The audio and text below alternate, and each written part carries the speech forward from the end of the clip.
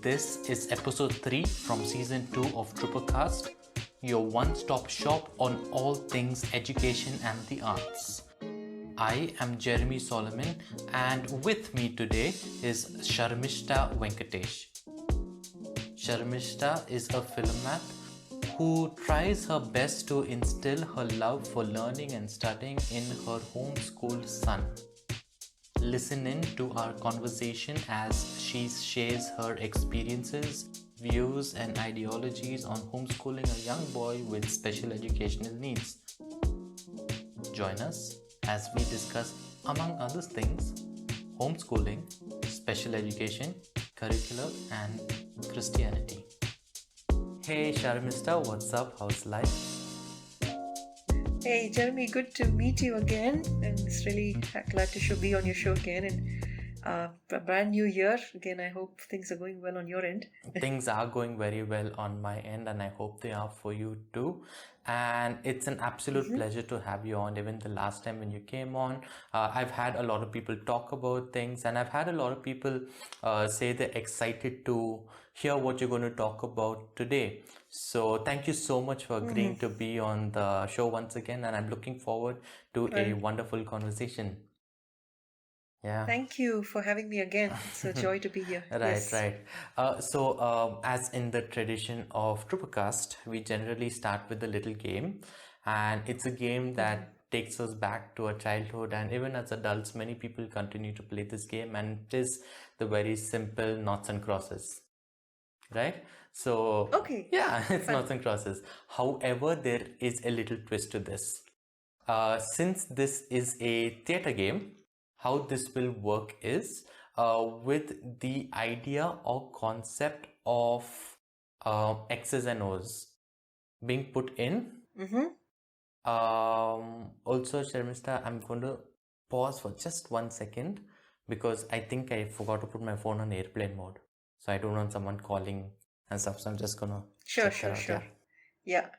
A few moments later. Yeah, I am back, and like I was saying, we are going to play a game of noughts and crosses, but the twist to this is not simply playing the game. It is pulling from the idea of stone, paper, scissors. So we are bringing in different games from different places, right? And the interesting thing is we're not going to do stone, paper, scissors either. We are going to have 5 different things as part of this. The first thing is a human, right? A human, which is you and I. Then we will have a rabbit, a tiger, a gun, and a wall. Human, rabbit, Write that down. This seems tiger, like a complex gun, game. and wall. It's fairly simple. It's just few more instructions than gun and wall. Okay. Yeah, so the 5 things.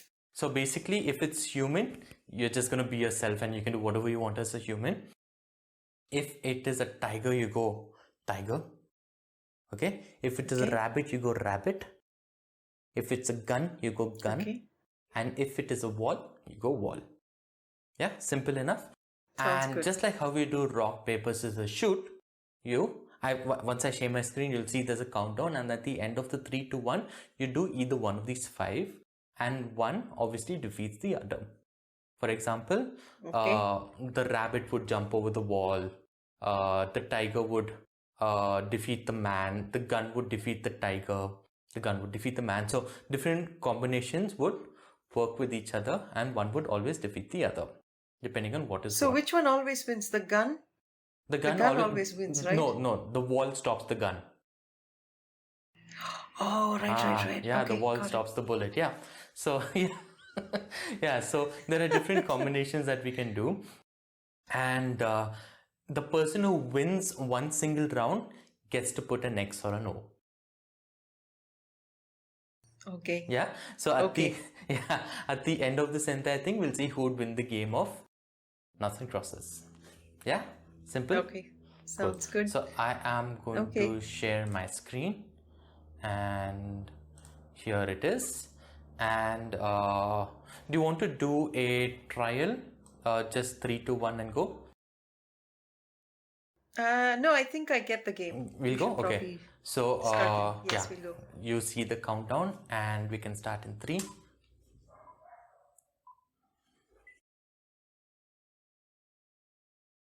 So you gun, won. yeah, gun defeats tiger, yeah. So where is my annotate? Yeah. So I'm going to put an X here. Okay, cool. Okay. Okay.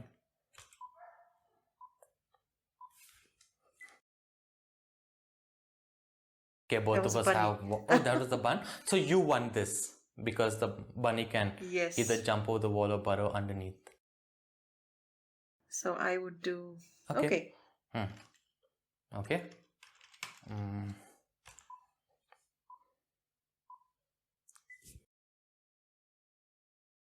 Who's that? Oh, what was this? That's me.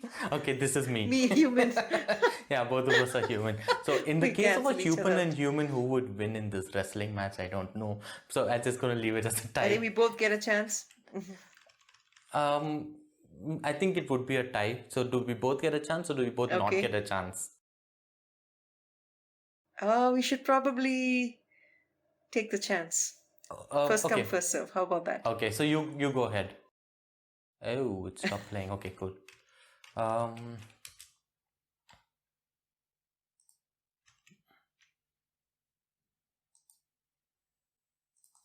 Okay, just a minute.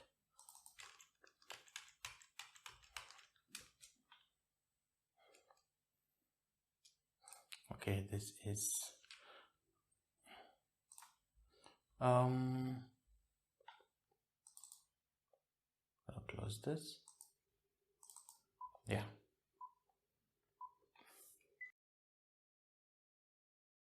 Oh, sorry, I didn't see the Okay, timer. no worries. We'll do it again.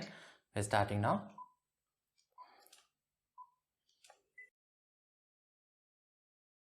So gun defeats Okay, so you tiger, win. and I didn't get it. Okay. So technically I would put it here. I'll skip a turn. That's okay. Ready? Yep.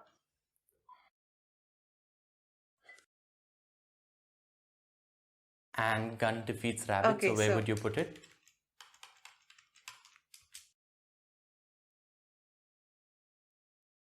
Okay.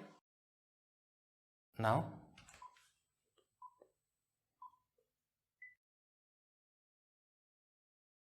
That's wall. Okay, wall. So I think both of us should skip this. We'll take another turn.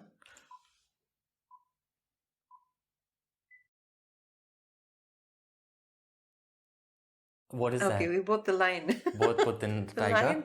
Okay.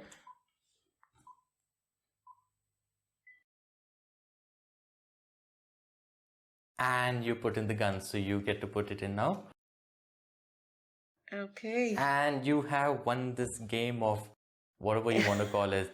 Knots and crosses, lion, tiger, wall, Tic-tac-toe. gun. Yeah. So yay, What a complex congratulations. game. I know, but you know This what? is like a combination of at least 3 games that I know Yes, of. yes. But you know what? It's games like this that the kids just love to play when I play with them in the school. So that's something. Okay, let me just save this as an image. Okay, it's saved as a PNG. That's cool. I'm gonna stop sharing. And so yeah, Sarmishta, that was a little game that we thought we'll play. Did you like playing that game? That was good. Yeah. That was fun. It was an interesting mix of a game. Right. It was good. Yeah. Yeah.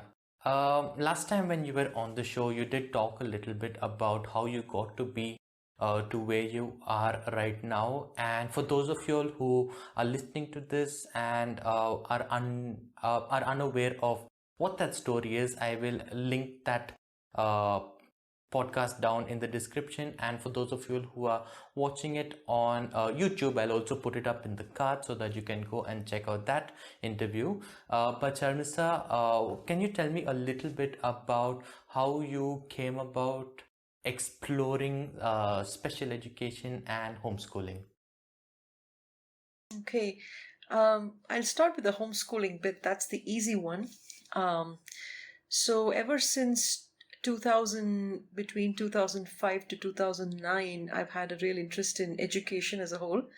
I tried to enroll in different schools as a teacher, but for some reason it was an inhibition in me that I didn't go forward with. Then in the year 2009, when I got married, my husband and I really started having an interest in homeschooling, but it was just like a faint idea at that time.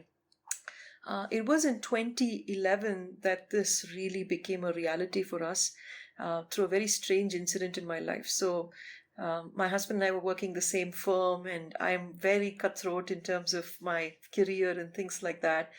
But really, our home suffered. I mean, our relationship was suffering, our home suffered. And I wasn't seeing, I was like just going like a horse with blinkers right down my career path. And then God sort of twitched my backbone. I mean, I had a pretty bad case of disc bulge, and my whole left side leg was sort of paralyzed. I would say more like it became numb and I couldn't feel anything. And I was supposed to be on bed rest for nearly a month after that. And so there went my career dream. So for the next 1 month in April 2011, I didn't go to work. I was just at home. I was just in bed rest, and all I did was, serve my husband when he came home and just take rest. And it was at that time that God started to draw my heart towards the home. We wouldn't think about that as an entity at all, because a home is just a place where you come back and sleep, get up and get going, right? But it was then that I really understood that the home is a garden. It's a place where people grow, relationships are built, people are nurtured, and I never really understood the home as a place where anything could happen, except more like an inn for people to come and go in. And so it was at that time that I came in touch with this pretty controversial book at that time, and even so now, by this lady by the name Mary Pride, and her book was basically The Way Home. That was the name of the book. And I serendipitously got this book, and I started reading it, and I could just resonate so much with this book, because she was a feminist who actually came home and started homeschooling her children and started to see the home as a huge enterprise. And as I read that book, by the time I finished that book within a month, I was convinced that God was calling me home permanently. And I felt like this was where I was going to grow my garden. I was going to make the home as a real place of not just education, but as an enterprise, as a place where people are functioning productively, and as where the enterprise happens. And so I quit my job within a few months after that incident, and I decided to put all my gifts to good use at the home. So I started a homeschool blog called Griha Shiksha, and which I continue to have alive to this day, but I wouldn't update it anymore. But I used to write a lot on homeschooling philosophies and homeschool, just thinking about homeschooling. And I met a lot of interesting people on the way who also said they wanted to homeschool. So I started to read, research, help them on the way. But more than all this, we really wanted to, for a homeschooling to happen, there should be children, right? So my theology of children changed after that. Instead of it's being about a me-centered world, it became like, I need to, see how this home can actually glorify God. And so we started to think about children, but lo and behold, we actually lost 2 children in utero. I mean, I lost 2 children in utero. So it was a very hard season for us. And soon after that happened, I was a little clueless and wondering, how can I bring this vision to pass if I don't have children, to school it? I don't have children. I mean, I've set up my home, I've done everything possible to my home, but I don't have children. So then in 2013 to 2016, my husband and I went to the US for a short stint for my husband's theological education. And that is where we really saw what a homeschooling environment is like. Till that time, it's all in the books. It was all in my head, but to really see it in action, to see what parents were doing, to see really how a home was run, what were the sacrifices parents made in order to make the home a lively place, and in order to really see these children educated, was just phenomenal. I was able to speak to a lot of homeschool pioneers who were pioneers in the 1970s, 1960s, who actually had, they were hiding in a shack to school their children because the government laws were very strict at that time. I was able to go to different cooperatives, we call them as co-ops, to see how a homeschool hybrid model worked between the home and, children who came together to do classes together. So I was able to talk to homeschool graduates, who graduated, and they talked about their highs and low points of homeschooling. I heard many stories where homeschooling worked, didn't work. And so it was a very open, like a situation where I learned a lot, but still no children. And so I came back home 2016 and I was wondering, Lord, I have all of these philosophies. I mean, I know different homeschool philosophies. I understand how it functions. I see how it's done, but I don't have children. What do you want me to do? And I, at that point, had given up hope of having children. And I thought that was the way God was planning. And I was scratching my head again, wondering, what do you want me to do with all that I've learned? And so then I was encouraged in that journey. Say, you know what? If I'm not going to school my children, I'm going to walk alongside those who want to homeschool and help them to really, take this journey on. So I started mentoring some parents in homeschooling. I started coaching some of them and saying, okay, what do you need to do for your homeschooling? So there were a couple of parents that I walked with. I also read a series on what's called the Trivium, which is a classical approach for those who are interested in homeschooling the classical way. So I did that for like a couple of months, had a couple of parents who signed up for that. And then in 2017, there was a breakthrough. We brought home our little son who was 8 at that time. His name is Abi. We call him Abi at home. He's a child with very deep special needs. That's a story for another time, how he came to us. But we knew in our hearts that this was the child God was bringing to us. And yes, he had a list of, special needs. He had a list of disabilities. But then it was sealed in our heads. Yes, we're going to homeschool this child. So when we brought him home, I don't think I was exposed to special ed in homeschooling. I was much more, the classical high performance homeschooler. That's what I learned and that's what I'd studied. But little did I know that this was really the path that God was cutting out for us. But I had to literally learn on the go how I was going to help my son in homeschooling. Where are his weaknesses? Where are his strengths? And if you don't know this, my son is not only, is disabled, but he's also adopted. And being a child who's both adopted and disabled in some way brings with it its own sets of special needs, because there's what's called as abandonment trauma as well. So I had to figure out organic, not organic behavioral issues before educating my son. But long story short, we've been homeschooling our son for the last 4 years now. We really enjoy it. It's not the easiest route. It is hard sometimes, but it's deeply satisfying and it's deeply fulfilling, I would say, as a mother, to be on this journey.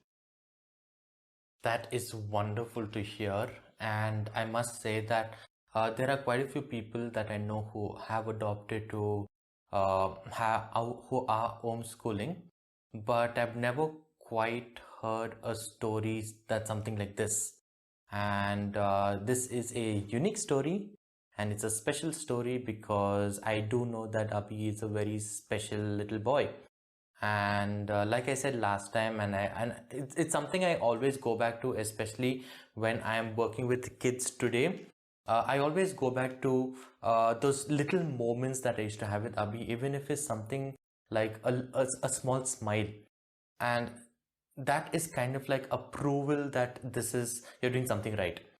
So when you go through an experience like that, it's something like it's quite transformative and influences everything that you're doing. And I always think that I am quite blessed to have had Abhi in my classes for that 1 year.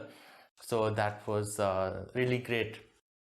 But what I heartily say amen to that, because we find ourselves to be very blessed in this journey. I mean, sometimes people look at us and they say, oh, you do a great job.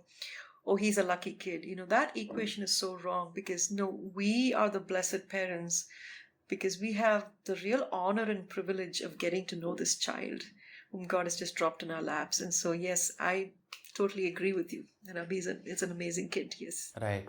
But I am curious to ask you, what is it like to be a teacher at home and a parent at home? The dynamic between the two, because you were not homeschooled. The only experience you have with teachers is from when you were a child and the teachers taught you. So that's the space that you're coming from, and how do you enter into this Right. space, and what's the dynamic between it all? Right.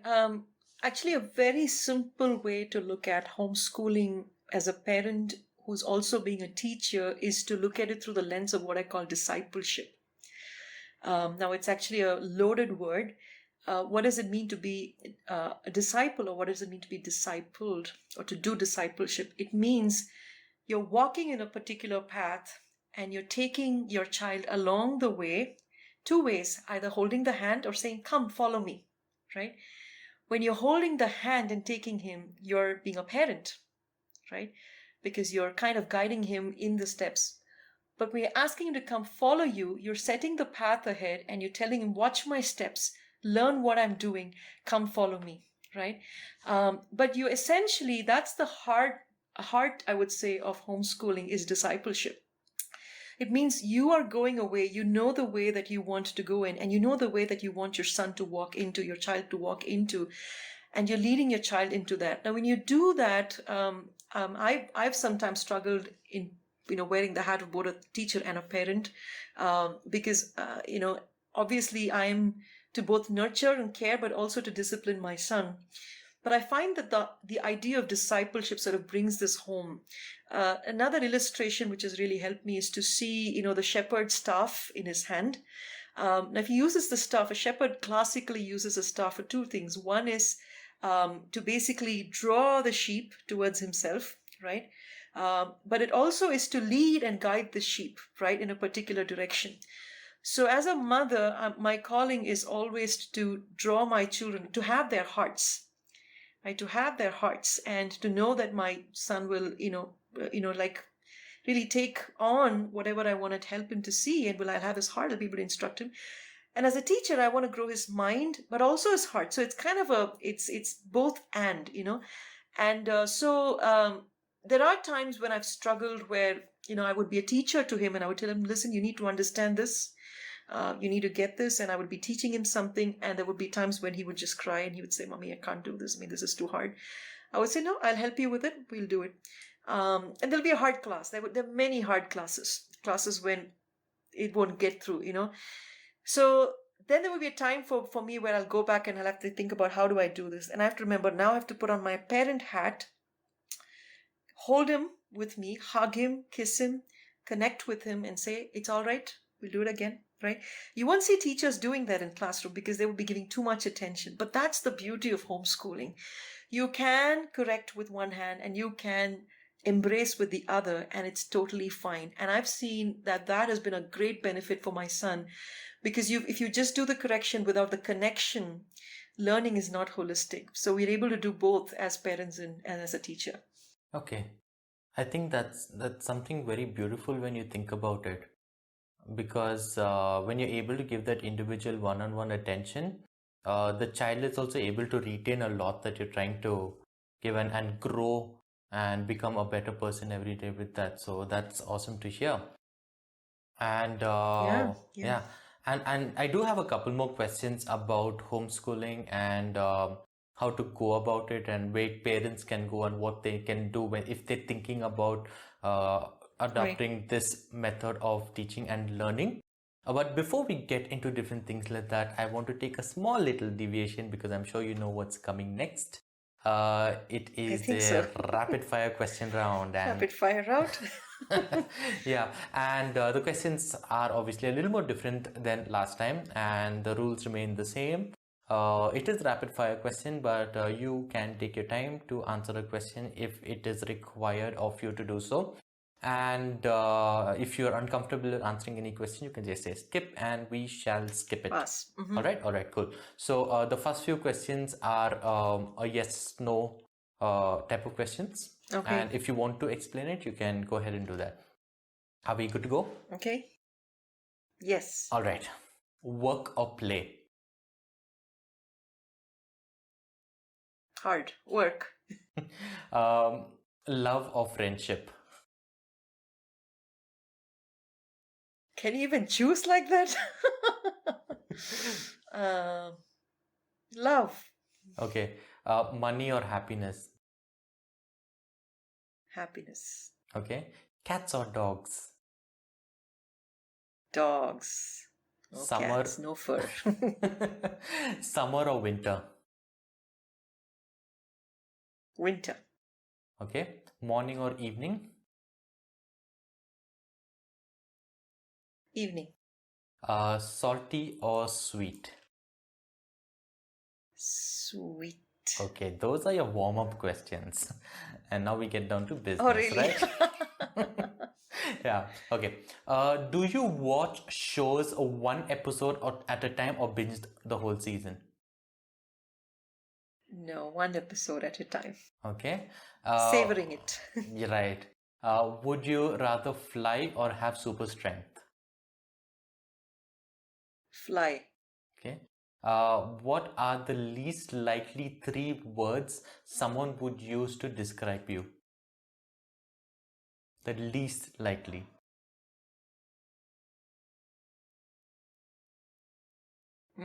Patient. Fearful. Boring. Okay. Maybe least likely, yes. Okay. What mythical creature would you believe was real? Would you like to believe is real? Oh, pass. I'm not Okay. able to think on my feet Okay. now. What is the strangest thing you ever saw when walking down the street?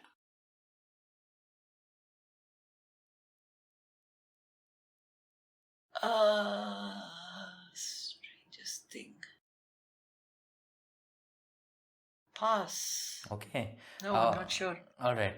Maybe if you think of something, we can come back to it if we have the time and if you want to. What is the cringiest thing you've done as a teenager?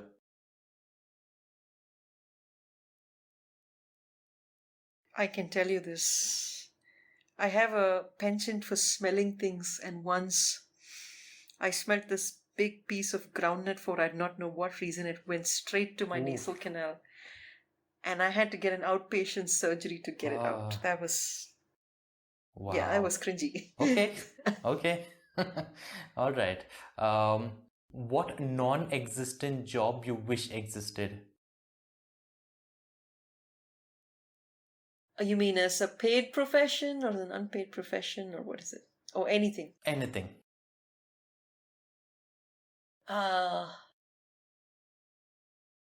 Non-existent job that I wish existed.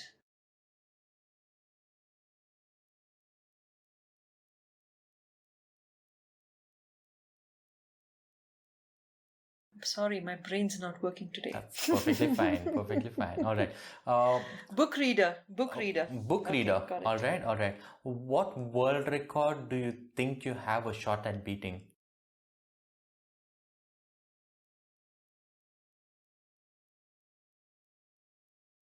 Oh, probably singing in the lowest possible pitch as a woman. Okay. All right.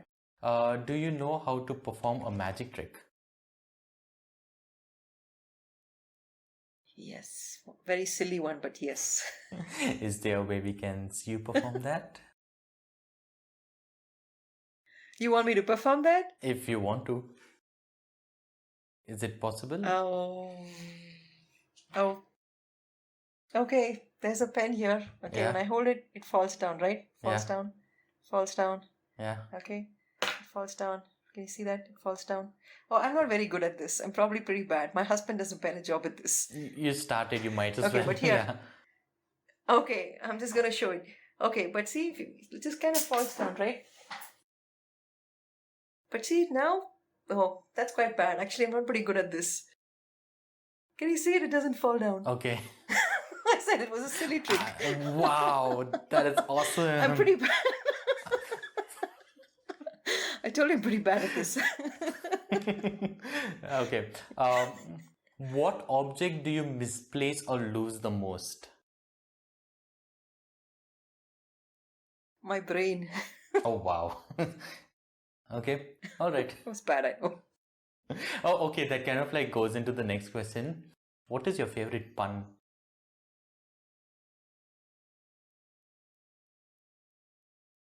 Oh, my favorite pun. I had a friend who actually is very good at puns, and I don't seem to remember anything she said right now.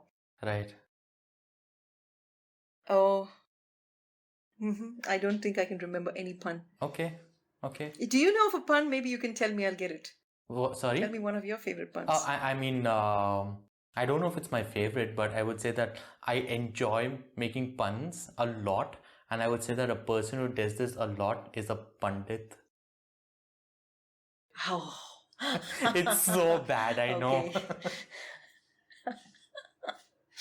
Oh dear. I'm sweating. No pressure, no pressure. Yeah, I don't think I can come up with puns like That's that. fine, Sorry, that's fine. Jeremy. Okay. Now we go into the more deeper part of the rapid fire question round. What do you think is the meaning of life? Meaning of life is to discover the good, the beautiful, the excellent in the world that we were created to be in, and to be in awe of the one who made everything as it is and suspended all things. Yeah. All right. That's the meaning of life. All right. What motivates you the most?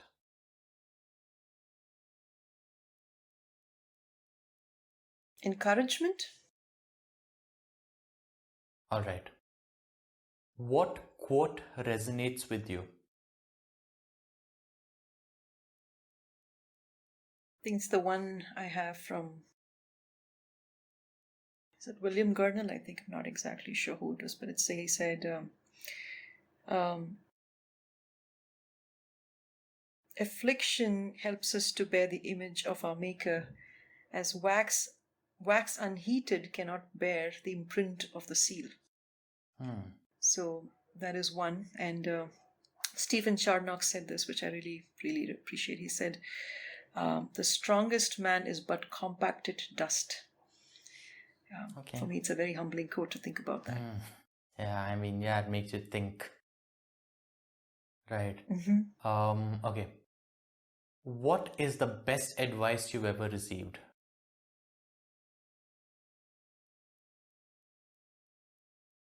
I think it was in the course of my homeschooling my son, Abhi, when I was kind of really flustered at one point. And, when you're a homeschool mom, you're just inundated with too many resources and too many ways of doing things.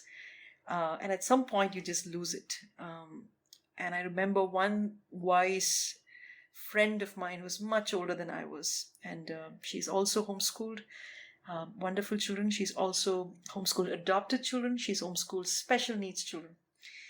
And she gave this comment. She said, Shami, people call me Shami, by the way. So she said, Shami, make sure Abhi grows inside out. He said, let him grow from the inside out. I will take that as $1 million piece of advice that I received. And I've held on to that all these years of homeschooling my son. Wow. All right. Yeah. What do you wish you learned sooner? I had wished that I had a cooler head and I was not very critical of people earlier in my life, because it costed many relationships. Yeah, so that's something I wished I'd learned earlier. All right. What secret about the universe you would most want to learn?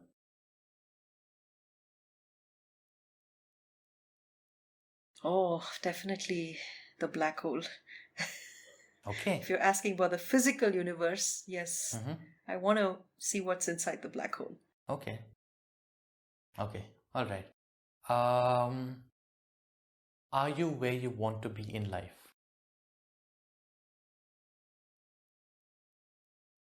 Yes, I think I would say that I'm where I'm supposed to be, and as long as where I'm supposed to be, I think this is where I want to be. All right. How do you cope with hardship? I learned to sing a song. I learned to sing, in fact, my family sings all the 150 Psalms of the Bible. I mean, we have a book that's put it all. I love that book. It's called the Psalter because it has a song for every emotion, every season of my life, particularly a lot of songs for hardship. And I cope with hardship by singing. All right. What do you think is the key to living a good life?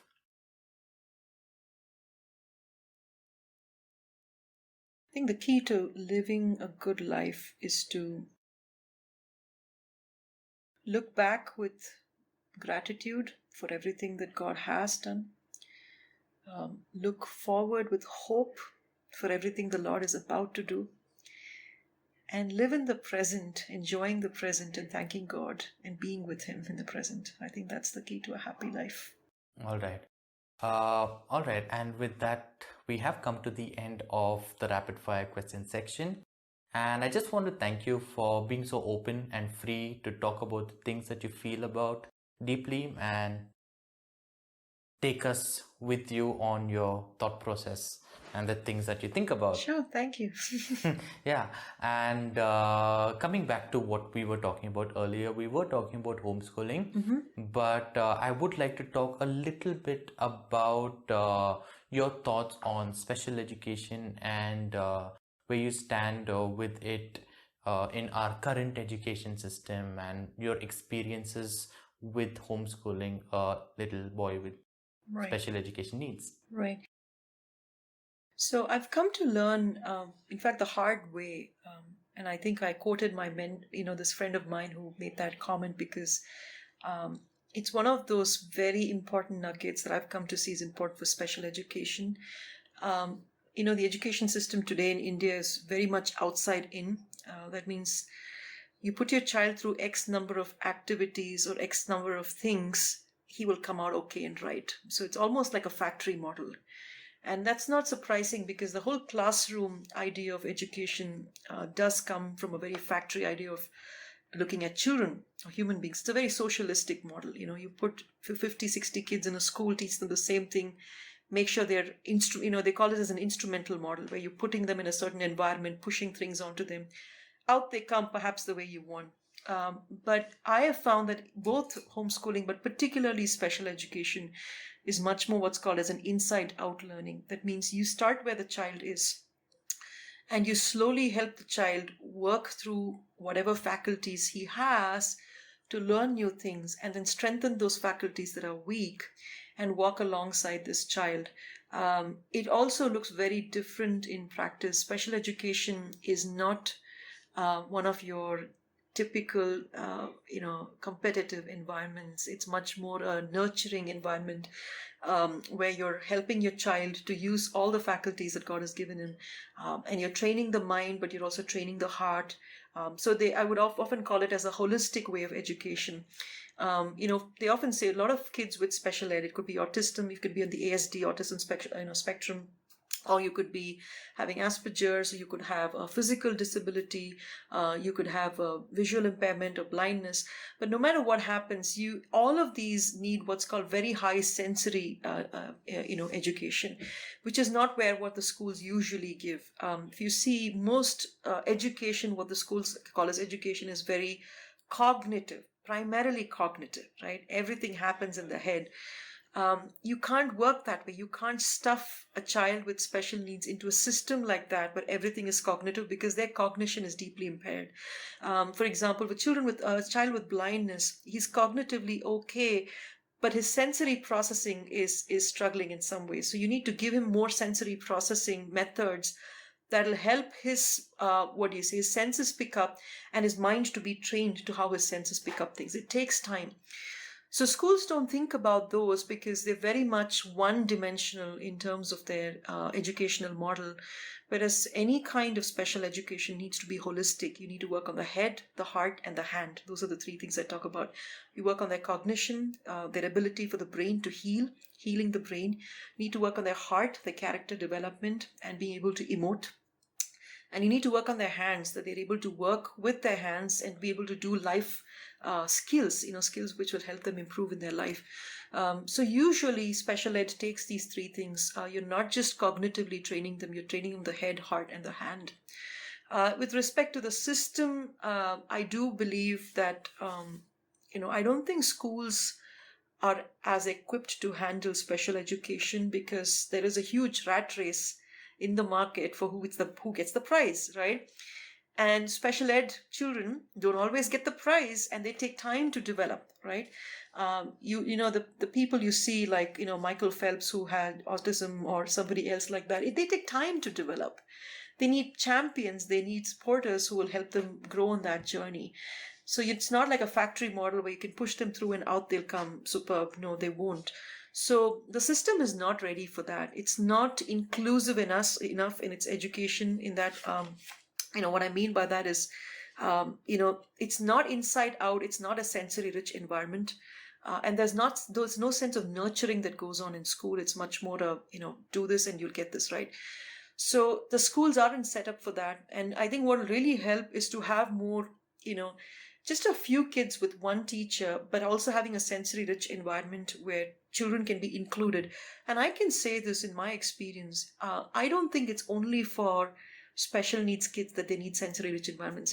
A lot of children need that because they're not sensorily stimulated in their homes. They need nurturing because their parents hardly even look at them. They're also busy getting out of their homes, getting money and coming back. Nobody's there to hug and kiss them when they come home, right? So, that's one of the reasons I'm a big proponent of homeschooling, because it is a nurturing way to educate. And I wish that more schools would do that, that they would be able to nurture, they would be able to create a sensory rich environment, and also an inside out kind of a learning, not an outside in kind of a learning. All right. I do know of a couple of schools personally that are doing quite a bit in special education needs. And maybe they do want to do a lot more, maybe they want to be better, or maybe they're just starting off. For schools like that, and even schools that do not offer special education needs and want to explore more about it and offer it, for schools, where do you think is a good starting point? Okay, if you want me to give examples, I can tell you places that are doing it well. There is a school called Manna, which is a special needs, especially meant for autistic children. But they are also working with an inclusive school called Jordan High, which is a very new school which has started out. What is interesting about both Manna and Jordan High is Manna is a transition school for children with special needs, but it works on what's called as a miniature classroom model, where there's one tutor for 2 or 3 kids. But they work in a group, but they also get individual attention, and they're slowly, helped with their behaviors and with the, especially with the sensory rich environment and the nurturing part of it. They're constantly assessed. And then when they're ready, they're moved to an inclusive school where children, both who have special needs and those who don't have special needs, study together, right? But the environment is such that they have training not just in the cognitive area, but it's training in the head, the heart, and the hand, right? So that is, I would say, one school that does a good job, which is not just a siloed education model for just special needs kids, but you're trying to create an environment where this sort of education happens for all manner of children, but there's an inclusivity attached to that. These kids are also a part of the society that they need to grow in, right? So to silo them is actually to, again, reinforce this idea that you guys need a separate way of being educated. No, you're giving them a more inclusive environment by saying, this is how we all learn differently, right? It's a place where we all learn according to our gifts, our graces, and our faculties, which are strong or weak. And we learn to improve upon those things. So I would say that's one example I've seen. I don't know, if you've had examples, maybe you can share. I'd be very happy to learn from you as well. Sure, definitely. But for the lack of time, I'm going to push forward a little bit. So you also spoke earlier about homeschooling and homeschooling a child with special needs. And you spoke about where schools can start if they're looking to do something like this. When it comes to parents, what or where do you think is a good starting point when it comes to both, either with special needs students, and maybe you can take the question one at a time, with special needs students and with homeschooling? What do you think they should do? Okay, if you're a parent, if you're a prospective homeschool mom, and your child doesn't have any visible, noticeable special needs. When you say special needs, I'm here talking about intellectual, because that's the primary thing which is going to happen in education. But I would also account that as behavioral is important. There are some children who have more like attention deficit and things like that, But if you don't have that, if you're a parent, a homeschool parent who wants to parent, I would say the first thing you need to nail down is your foundations. Why are you homeschooling? Okay, please write a vision document. This is something I created when we first started. Why are you homeschooling, right? What do you understand as homeschooling? What's your homeschool philosophy? Now, for you, if you want to go and check out homeschool philosophies, look up things like there are different places you can go to. This model called unschooling. There's a model of discipleship that I talked about. And these are also homeschool philosophies, right? Talking about Charlotte Mason or classical. There are different ways in which you can homeschool. But you need to ask the purpose questions. Why are you homeschooling? What is your homeschool philosophy? That means which trajectory do you want to take? It would be different for different parents, for different children. Like, for example, one kid would be very good with just logic and books and things like that. If that's your child, hands down, go for the classical method. It's a very enriching, I would say, high intense sort of a methodology or philosophy which will help your child.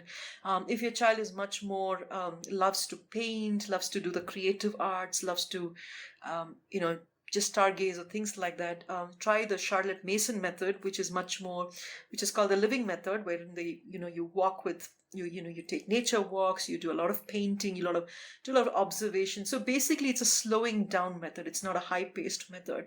And then there would be other things which is just book from the box. They would say, if you prefer, like, there's a particular philosophy you like, there's a particular curriculum set you like, you could start with something like Bob Jones, which is mostly easy, which is a Western one, or Rebecca. I will come to what I will share for special needs parents separately. Okay, but generally, there's Saxon math for older children, and there is also online schools that have come up. Like Khan Academy is very popular now, and it's pretty good for homeschool educators as well. And also places like I think there are some classical online schools as well. You can enroll online. So there are different methods, there are different streams. The first thing you should do is explore and learn what your child is like, learn what your child's needs are, and learn why you're doing what you're doing. The reason you need to write that down is you are going to be challenged in your journey. Several times in your journey, you're going to ask, why am I doing this? I'm not ready for this. It's a bit like adoption, right? A lot of parents actually, once they adopt, they're like, wow, this is the most beautiful thing to do. And then they start to see all the struggles that come with bringing home a child and trying to get him be part of the family. And they're like, why are we doing this? Why are we adopting? Like, you should never have that doubt, because this child is going to remain with you, right? So also when you're homeschooling, you're already entering the journey. Unless you're transitioning this child out for a good reason, you're on the journey, and you need to know that why you're doing what you're doing, right? So I would start there. Start with foundations for yourself as a parent. Know your child. Don't force fit a child into a philosophy that he's not ready for. Again, there are many homeschool philosophies. Find the best fit, find the best curriculum for your child. If you feel it's overwhelming for more than one child, if you have 2 or 3 children, then go for something called as a family model of education, where there are some curriculums which will have that. I will tell you now, I'll give you the plug, which I wanted. There's this excellent curriculum that's come out, and I want to even share this for both homeschool parents who don't have special needs kids and who do have special needs kids. It's called The Good and the Beautiful. Okay, it's called as a light Charlotte Mason model book, but they're very good in terms of both the standard of the curriculum they've created. It's completely free. It's global, which means a lot of what they share is stories and exercises there, very much from a global perspective. And the third is it's very sensory rich. I cannot say this more. It's not sensory rich in the way that it's like pulsating like a video curriculum. And I know I'm not a big fan of that. A lot of parents love the jing bang of a lot of video curriculum. I find that to be very diminishing of your intellect, because with time you realize that the kids get very addicted to those kinds of things. But this is sensory rich in that the curriculum itself is very beautifully made, very visually appealing, but also has activities and experiments that are very much part of your daily life. right? And it's very helpful for parents who have children who have sensory needs, who have intellectual needs, who have different other kinds of needs. Except, of course, if you're visually impaired, you do need to get Braille books. So you'll ask for publishers, do you have Braille books? And ask for Braille books, right? Or you can go for, visual or not visual, auditory sort of learning softwares. So each one is different, but I would say get to know why you're doing what you're doing, what's your natural teaching style, and get to know your children and what's their natural learning style. And then try to find a fit for those two. So don't just pick up something and go with it because it looks really great. Find if that's the best fit for your child. I remember in the last 4 years of our schooling, we've at least trashed 3 or 4 curriculums, right?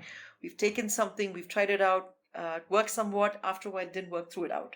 So that's very common Right. in the homeschool journey, and that doesn't mean regression. It just means you're trying to find the best fit for your Right. children. Right, and I'm sure the curricula that you have trash is not necessarily a bad thing. It just doesn't fit No. with what you're doing. It will work for somebody else Yes. for sure.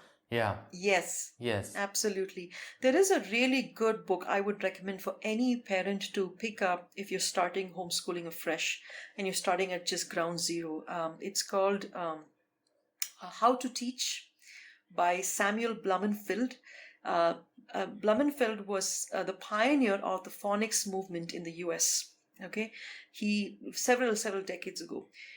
His phonics curriculum, it's called Alpha Phonics. It's a fantastic curriculum. It's extremely simple, skimmed down, and very inexpensive. For people who are overwhelmed with the amount of information, if you just start with that, his book How to Teach has the phonics and the reading and the writing. These are the 3 important things you start with for any education: reading, writing, arithmetic, 3 R's. Just begin with that. Don't go for the flash. Don't go for, everything else is just accessories, I would say. Right. But just go through reading, writing, arithmetic if you're looking at homeschooling. And so start there in terms of building the foundation. And of course, in my family, we're Christians, so our foundation looks very different because it would start with discipleship from the scriptures. So our morning routine has a time of family worship where we educate them, from the whole story of the Bible. We have memory work, we have a catechism work, memory work, and we also have a psalm we sing every day. So we have 1 psalm a day or 2 psalms a day. So we work through the entire Psalter. And by now, my son, even though he's been home only 4 years, he would probably know about half the book of Psalms by heart because he's been singing it over and over again. He's memorized what's called the Shorter Catechism, which is like a small, like a miniature systematic theology. So if you ask him, why did God make all things? He would say, for his own glory, and things like that. He would be able to say that. And he's memorizing scripture. So for us as a family, that's a very key foundation for home education. And then we build on top of that all the other elements of, natural education, as you would call it. So there's spiritual and there's natural education. Right. One thing that I was and still am very curious about is for the parents who are homeschooling the kids, is some sort of licensing required, some sort of training required from a board or sorts? Very good question. No. Okay. Homeschooling is not state directed. It is directed through the family itself. At this point, there is an act in India called the Right to Education, which is a good act. And what it ensures is that every child is studying, is getting the education he or she needs to be able to progress in life. The government has not at this point mandated whether that education has to happen in a formal school, as long as the child is taking particular exams to make sure that they are showing the government that they are getting an education. For example, the National Institute of Open Schooling, or we call it as NIOS, is a syllabus that caters to homeschooled children or children who have special needs or children who are in sports activities, who are focusing on particular sports or particular arenas where they don't have time to go to a school. So when you take that, you're working through their curriculum and their exams to tell that, yes, I am getting a good education. I'm not just sitting at home and wasting my time, right? So under that ambit, children can be homeschooled. There is no legislation at this point that you are barred from homeschooling. Parents do have the right to educate the children any which way they want. And you can go through, for parents, you don't, I think I would put it this way, because homeschooling is generally very homegrown. The way it works is much more through mentor model, where if you desire to homeschool, go find somebody who's already homeschooled who can walk alongside you, kind of work on a week basis saying, hey, how was your week? Where were you struggling? Where can I help you? Maybe do this differently. So it's much more a hand-holding approach to teaching, because it's not a teaching heavy model. It's much more a discipleship model. So that's what you can do. So if you're desiring to homeschool, find a mentor, find somebody who's homeschooling. I'm here and part of a group which actually has many homeschool mothers who are more experienced than I am. Right. So you plug yourself into a homeschool group and you'll find mentors, people who'll help you through that journey. Right. And a couple of concerns I've heard parents have is once they finish, they say 10th grade, right? Going into PUC or 11th and 12th and college and entering the world, right. They've always thought that it would be somewhat of a challenge for them to enter into a space with a lot more students and things. So how do you speak to that? Okay. Again, here different parents have different views. There's no one cookie cutter solution. One end, you will find parents who say, I don't even want him to go through, the school system. He can sit at home, appear as an independent student for an NIOS or an IGCSE Cambridge curriculum, all of which, and even a CBSE student, you can appear as private students. The government allows for that. It's not like you have to go pay the fees, go to a school to write these exams. You don't have to. Children of that sort usually get their social interactions through sports activities, drama clubs, book clubs, and so on and so forth outside school. I know that you're part of Elfwood, for example. Elfwood is a great place where homeschool kids can hang out because there's a community for them, right, outside of the school. So I found that a lot of parents do that right through their 12th grade, school them and then make them appear as students who are appearing as private students. And then they move on with those grades to a college and take up these SAT or basically collegiate grades as well. Now, for them to go back to a classroom model may be a little hard, but it's not impossible. I've known a lot of homeschool parents who basically homegrown them, and they were able to do fairly well in college as well. So it's not unknown of. Then you have the other side where people feel like, I want to school my son till about the 6th grade or 8th grade at home, and then I want to integrate him into the system. If you're doing that, then pick a school, pick a syllabus, or pick, I would say, a stream which is very much local. For example, you might start with an American curriculum like the ones I told you about, but at some point you need to switch to the curriculums that we use in order to get them back there. So at some point, if you think 8th grade is where you're going to put your son or your daughter in a school, then from 6th to 8th grade, try to transition into one of the boards which you are thinking of putting them in. IGSE schools and NIOS schools do accept homeschool students. You do need to take their different level exams. You take the level exam and then you can actually get them into the next level. So it's possible to integrate. It's not an alien concept at all. And some of them decide to reintegrate. Some of them will go the whole hog and get homeschooled, and both do fairly well. Mm-hmm. All right, yeah, that's a lot of information, and I'm sure that people listening to this will be able to benefit a lot. And I think I will end my questions with a rather casual question, which is something that every kid looks forward to. How would a homeschooling kid look forward to your summer vacation? Oh, my home is very different, I should say, just like how you told initially. Our family is very different story because of my son's needs, and I'm telling this for even special needs homeschool parents. We don't go for summer vacations. The summer vacations, I have come to understand, is a unique concept that has come about because of a crammed school environment and exhausted teachers, right, and probably exhausted students. They all need their break because they're working tirelessly 5 days a week and they don't get a break. The homeschoolers, on the other hand, get to choose when they want to have vacation. Okay. So in our family, for example, we work from home and my son is homeschooled. We pick a season of the year which is probably the best season to go for a vacation because prices are pretty cheap and nobody's there. We have our own time, little time. So we would probably pick like an October or a March or something like that when everybody has exams and take our little vacation for a couple of weeks. The other hand is my son has different medical needs, right?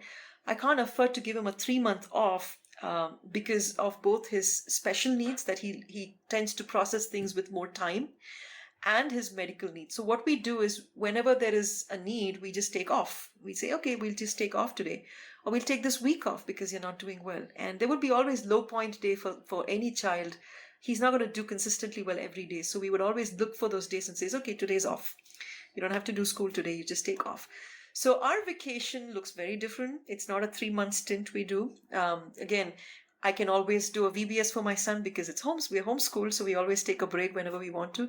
So we kind of plan it through the year. We realize that these are the chunks of time we want to take off intentionally and then leave it all empty, saying that if we have emergencies or contingencies, we're willing to take off at those times. So our family does pretty much school all year. Okay. We take few breaks. We take breaks, but we do take fewer breaks. We try to maintain consistency. We feel personally that that's how real life is. Real life doesn't have big breaks. Real life is basically doing few things consistently and taking your 7th day break. You take your rest day.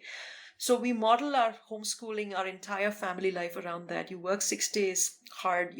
Saturday can be a little off for you. Take the 7th day off, but then come back to school on the first day of the week.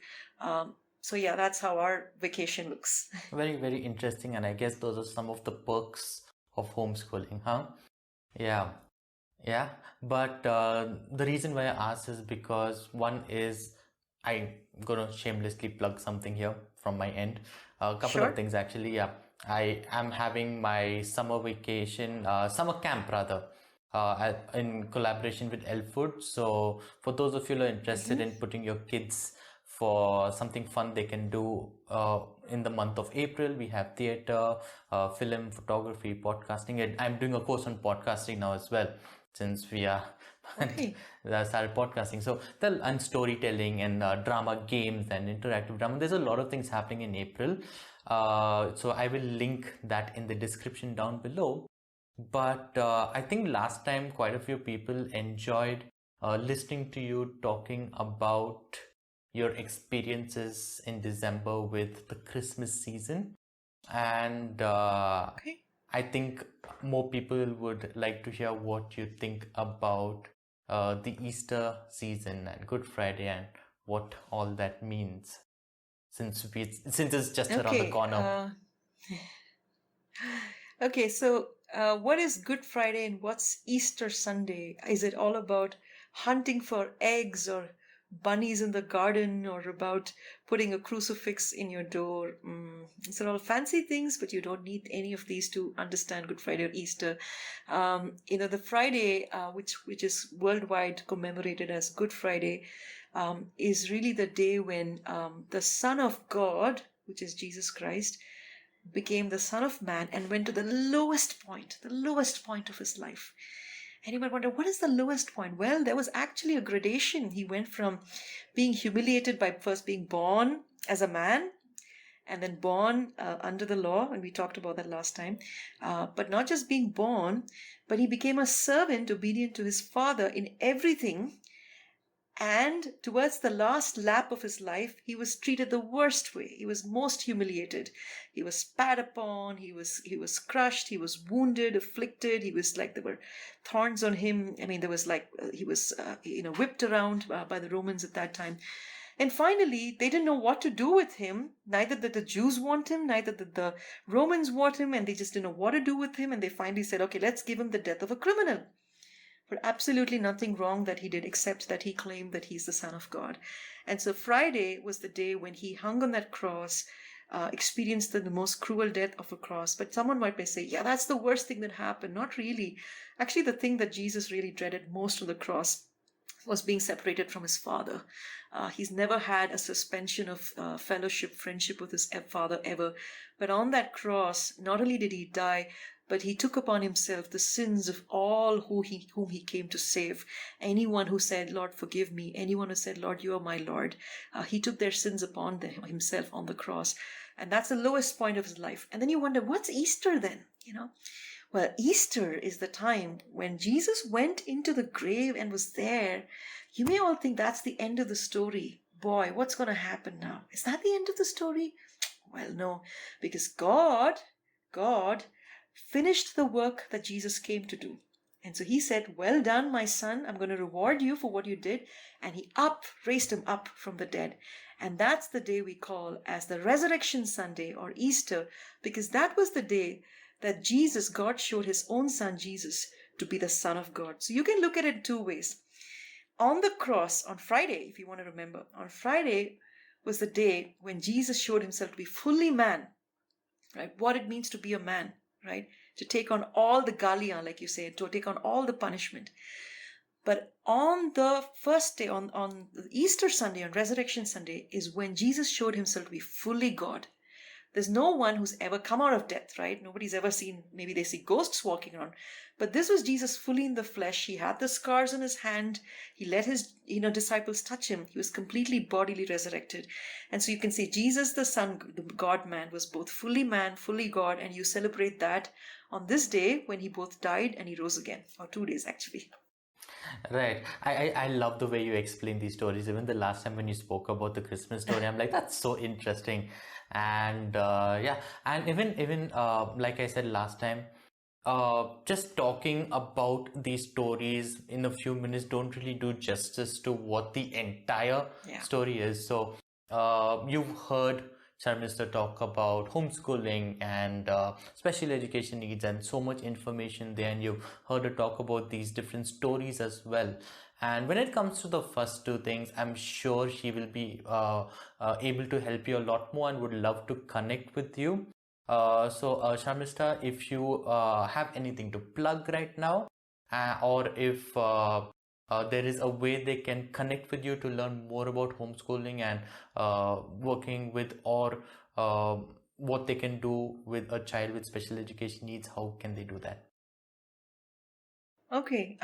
Well, I'm here to be of any assistance to you if you are pondering on homeschooling, or if you have a special needs child and you're just wondering how they're going to cope with all the pressures of this world and how they're going to fit in. And if you just need encouragement in their education journey, feel free to drop in your contact details on my website. It's sarmishtavenkatesh.com. I'm sure Jeremy will just put a plug of that link there. You go there, you'll read my story. You'll read my story as an adoptive mom. You'll read my story as a mom of a special needs child, but you also read my story as a mentor and as a counselor. So just know that in every sense, I'm here to walk with you in that journey. And feel free to drop in an email or on the contact form, and I'll be happy to sort of guide you through what you can be doing in terms of your homeschool journey. Right. And if you are interested in knowing a little more either of the Christmas story or the Easter story with that regard, both Sarmishta and I will be able to talk to you a little bit more. So feel free to get in touch with us if you want to know more about that as well. And another shameless plug coming in here. We are doing a little Easter cantata choir performance thing at our church, which is a selection of songs, and it's just something fun that we do every year where different people come together, practice and put up different songs and to celebrate and remember what God has done for us. And Sarmishta, you're free to come over and be part of that as well, and anyone else who is interested in doing that, I will put those details down in the description as well. Sure. And to end this very wonderful conversation, Sarmishta, with regard to either homeschooling or special education needs, what is the one message you would give to students or children? To children, I would say this. In fact, I had to counsel one young girl about this, but Jesus once said, your life is not counted in the multitude of your possessions, right? I would say your life is not accounted in the multitude of your grades. So I want to encourage students, see, grades is not your life. You carry a lot more into your life in the future with your character and your attitude than you do with grades. I can tell you most companies will not even look at your grades when they hire you, but they will look at your attitude, they will look at your character, they will look at your competence, right? So when you're getting educated, whether at the home or whether in a school or you're in a homeschool situation, try your best to learn as much as you can. Be a Philomath. A Philomath is a lover of learning, right? And be a Philomath. Be somebody who loves to learn, loves to explore, loves to enjoy, the things that are around him, and be in awe and wonder of everything that God has made, and ask those questions. And if you keep that up, no matter how old you are, you'll always be learning. You'll always be in a school, not in a physical school, but in the school of God, just learning from him all the time. So I'd encourage that. Don't let your life be accounted as a multitude of grades. And the other thing I would say is start getting responsible for your own life. In India, it's very common for children, the parents, to be always responsible for their children. One of the things that homeschooling frees you to do is to take responsibility in the home. Right? Because the home is a place where you're not just learning cognitively, but in all areas of life. Start taking responsibility for things at home, whether it be cleaning room, taking up chores, checking off checklists of what you can be, contributing to the home. Be a productive member of the home, be a productive member of the society. Don't be one-dimensional. Don't just be stuck to the books. Learn to serve others, learn to go inquire of people, learn to get to know people in the neighborhood. So that's something I would encourage students, both homeschooled or not homeschooled, to think about. Awesome, that's great. And finally, the same question, but the message you would give to parents. Yeah, to parents, I would say this, both as a mother, fellow mother, as a teacher, and as a counselor. Several of your children may be struggling in the rat race of the schools. Please don't add to that. There's a very, very solemn request that I make to you. Think of your children as tender saplings. Sow into them. Don't, suffocate them with stuff. Sow into them what is of good value. Teach them. Don't just look at their tests and their marks and their performance. Teach them how to even look through their marks. Teach them how to have the right attitude when they don't get good grades. They look to you to see how they're going to be accepted or rejected. So there's always teaching moments. You can always be a teacher, right? And train them in life responsibilities at a young age. Somebody once said, mother your children, don't smother them. There's a big difference.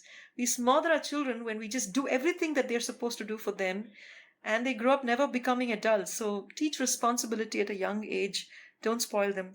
And the most important thing, please remember this, give them space and time to grow. Don't rush your children. Don't rush your children. The world is always rushing and running. You don't have to get into that. Give them space, give them time to grow. All right, so. Awesome. And I think that is the perfect place and even a very nice place to end this conversation and to come to the end of this podcast. And once again, Sarmishta, thank you so much for being on. And personally, I was able to learn so much being in the education system, being an educator and a facilitator for at least 7 years now. I was able to learn so much from you and grasp so much. And personally, I'll be looking into a lot of things that you spoke and will try and attempt taking it back into my classroom as well. So from a personal level, thank you very much as well. And I'm sure this will be very helpful to the people listening too. So thank you once again, Sarmishta. Thank you, Jeremy. It was a real joy to be on your show again. And it's really good that I got this opportunity to talk to your viewers and be able to share my educational story and journey with all its warts and wrinkles and flaws as well. Awesome. So yeah, once again, thank you once again, Sarmishta. Thank you. Thanks for listening. If you enjoyed this episode and you'd like to help support the podcast, please share it with others, post about it on social media, or leave a rating and review. To catch all the latest from TrouperSphere and TrouperCast, You can follow us on Instagram. The handle is @TrouperSphere, and make sure to watch our podcast videos on YouTube. Thanks again, and I'll see you next time.